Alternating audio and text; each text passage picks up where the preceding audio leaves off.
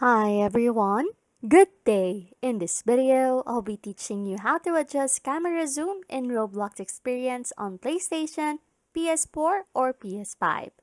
Okay, first things first, open the desired Roblox game on your PS4 or PS5.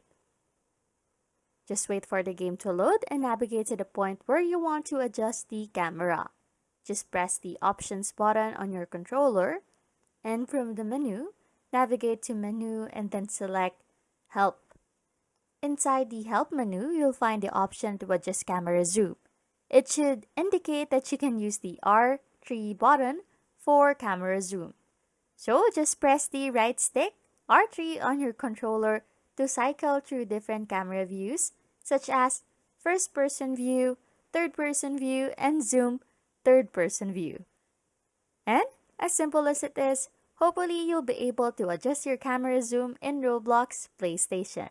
Anyways, if you like content like this, don't forget to subscribe to this channel or comment down below any tutorials you want us to make so we can help you. And that's it. You can now adjust camera zoom in Roblox experience on PlayStation, PS4 or PS5. Thanks for watching and happy scrolling.